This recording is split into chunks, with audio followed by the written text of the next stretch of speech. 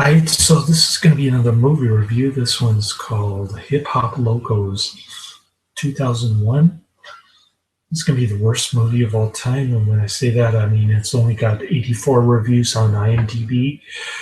But the worst movie on IMDb, which is more reliable um, pool of reviews, gets a 1.6. This one gets a 1.4, and it used to have 1.3. It's about two Latino Mexican hip hop dudes. They don't have any money to produce any music. They need a mixer and a sampler. So their ingenious way of getting money to pay for their studio equipment is to kill a bunch of cocaine and cannabis hemp dealers. Beats the hell out of me where this is filmed. Maybe somewhere local around here.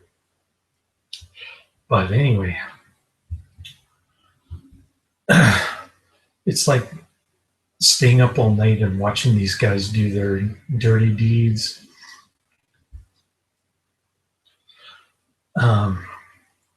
And they use a lot of cheap film techniques. It looks like J-Rock reverse color, where you've got black is white and white is black. And there are a lot of close-up shots where you can see the pores in their skin. They must have had acne problems when they were in high school or something. But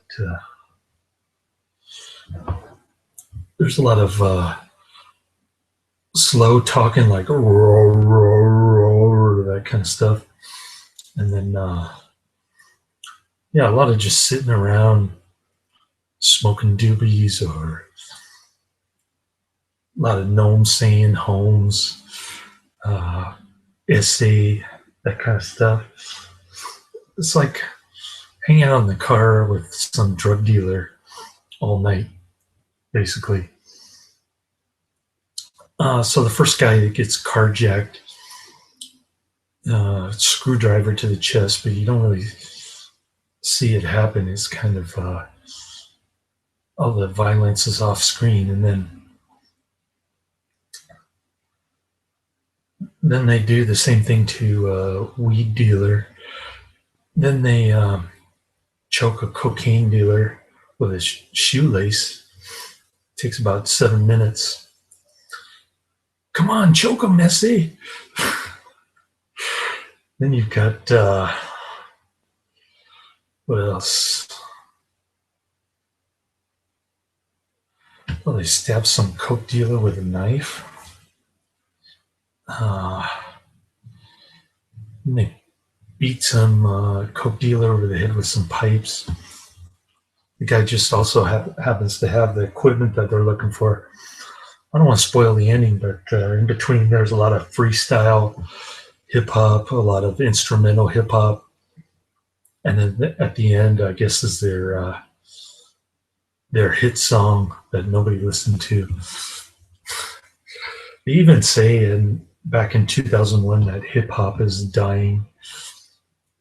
All those Wu-Tang Clan types and forgot to file their taxes because they're not selling any albums like they did back in the 90s. So I guess it's the same kind of deal in 2001. Struggling hip-hop wannabes.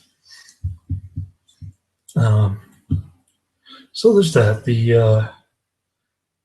I thought the hip-hop wasn't that bad. People said that it wasn't really hip-hop, but I guess they never listened to gangsta rap or horrorcore. So they also said somebody got slapped to death. I didn't see that. Saw one dude get beat over the head with a couple pipes, but I wouldn't call that slapping. So if you Google all the reviews, they say it's the worst movie of all time, and I tend to agree with them, just because it gets so many bad ratings. 1.4 on a scale of 10. I give it a 5 out of 5 though, because it is so slow paced and rather realistic. It's like sitting in the car with somebody, and the shoestring thing was laughable. There's a lot of unintentional comedy in this.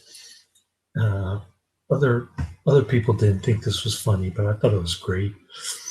Anyways, cool flick. Check it out. I gave it 5 out of 5 stars. Like I said, I've been looking for a movie like this all my life, pretty much.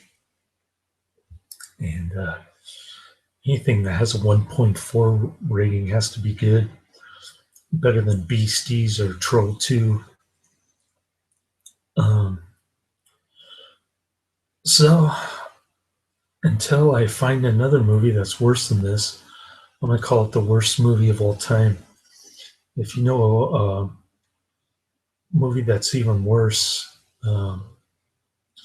let me know. I'd be interested in watching it. But I just came across this simply because I was on a three movie DVD, Blood Rampage 13, aka City in Terror, and this was the last movie. It's mostly black and white, by the way, and there's a lot of weird looking tracking. Looks like a VHS tape. The line goes up the screen sometimes. So that was pretty cool. I like that how they use different video effects, and they don't care about editing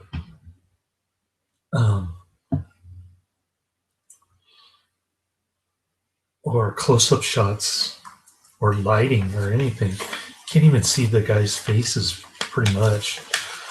They got their foreheads buried in some beanie cap.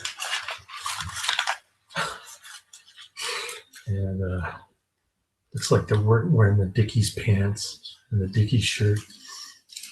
So, anyways, that's the end of my review. Laters.